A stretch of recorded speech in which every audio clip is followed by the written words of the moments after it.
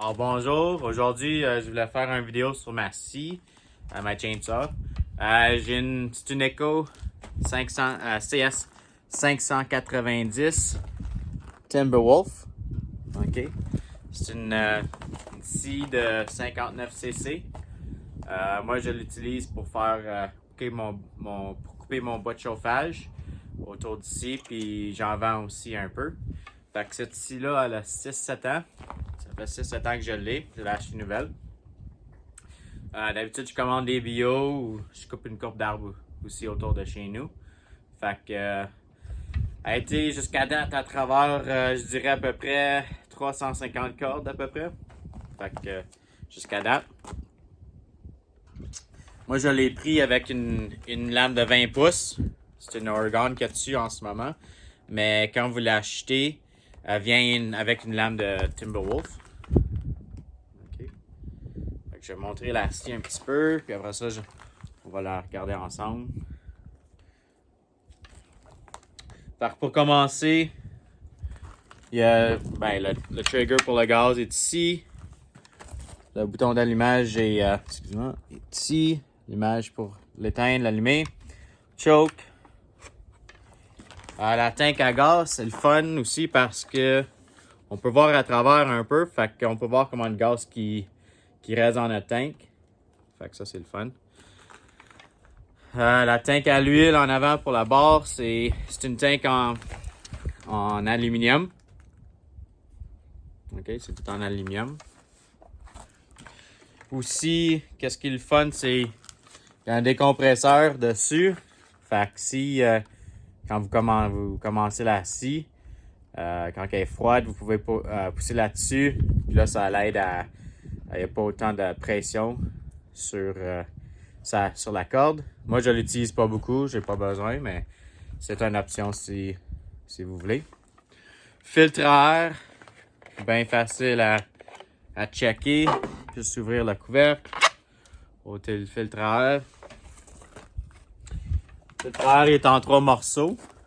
Fait que je vais l'ouvrir pour vous montrer.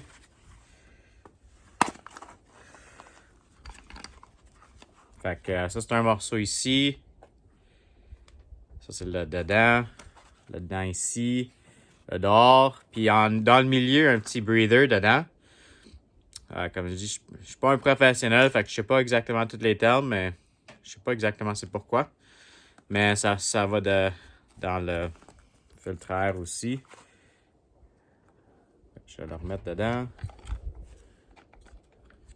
Je vais le montrer.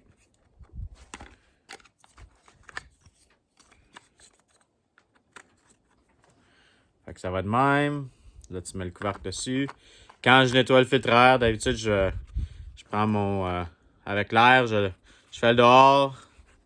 Puis après ça, je l'ouvre, je fais le dedans, juste pour que tout soit bien propre. Je vais juste le remettre dedans. Comme je dis, ça prend pas de temps à checker. Fait que c'est ça qui est le fun avec ça. C'est juste juste de même. OK. Autre chose que je vais vous montrer, c'est pour le high puis le low. Il est juste ici. Qu'est-ce qui est le fun avec ça? C'est juste un petit tournevis plat que vous avez besoin pour ajuster ça. Le idle est ici.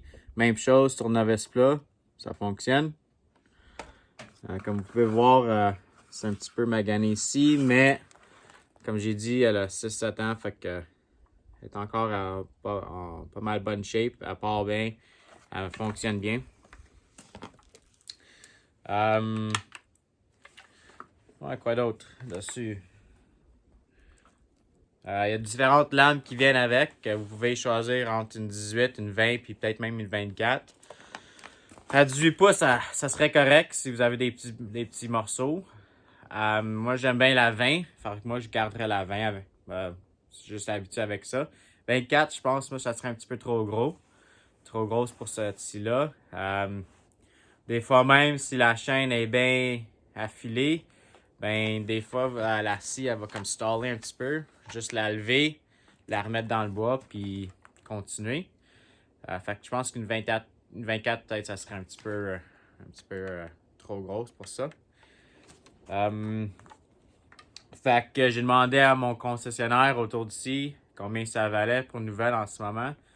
Puis moi je suis en Ontario, Canada. Puis il disait à peu près 610$ plus taxes. Fait que ça c'est dans le bout de qu'est-ce qu'ils valent pour en ce moment. OK. En tout, j'aime beaucoup la scie. Je l'utilise, comme je dis, je l'utilise pas mal autour d'ici pour notre bas de chauffage. C'est tout ce que j'ai besoin. Elle a bien de la force. Elle commence bien. Elle start bien. Fait que j'ai pas...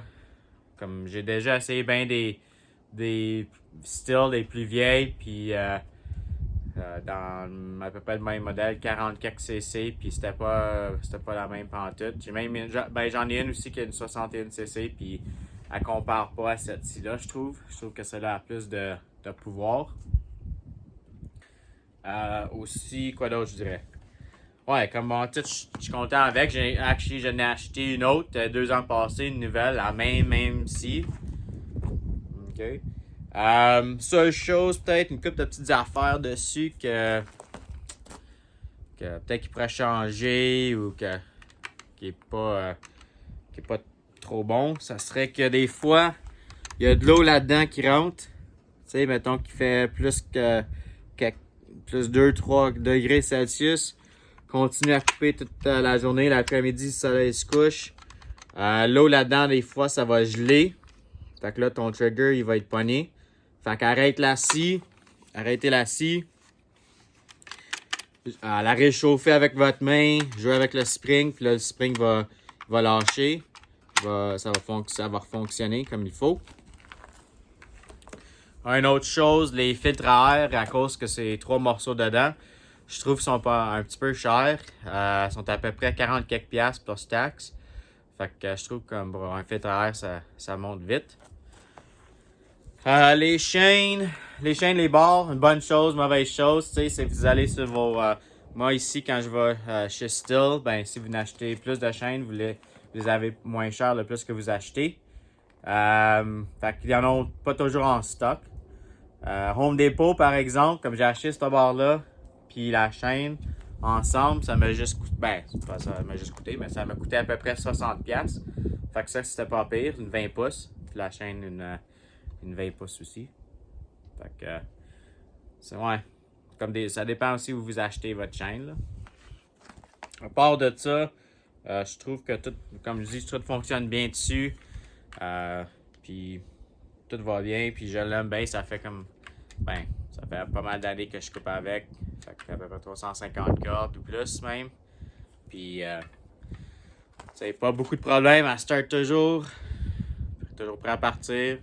Ça prend pas beaucoup de tir à la starter. Ça start pas mal bien d'habitude, comme tu mets le choke une couple de fois, puis après ça, tu fermes le choke, puis elle commence tout de suite. Juste vous remontrer un petit peu la scie. Une autre chose que j'ai oublié, c'est en dessous. Si vous regardez en dessous, ici, il y a une vis. Puis là, c'est pour ajuster l'huile qui sort de votre barre. Fait que si vous coupez dans du bois qui est un petit peu plus poussiéreux, mettons que vous avez une couple d'arbres qui sont morts, vous pouvez l'ajuster si vous voulez. Ajuster l'huile qui sort de la chaîne, de la barre, je m'excuse, si vous voulez. Fait que ça, c'est une bonne option aussi qui vient avec. Puis à part de ça, comme je dis, moi, s'il y en a, ça se peut même que j'en achète un autre, là. J'aime bien avoir une autre juste au cas où.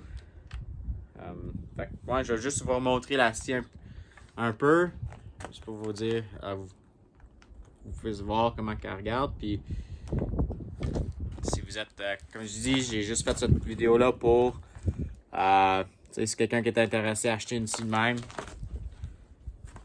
c'est un peu comme une review dessus, puis aussi en parler, voir les morceaux dessus, fait que j'espère que ça l'aide pour... J'espère que ça l'aide pour, si vous voulez acheter une scie de même, si ça vous aide, ou si vous avez des questions, vous pouvez me contacter. Merci beaucoup. Au revoir.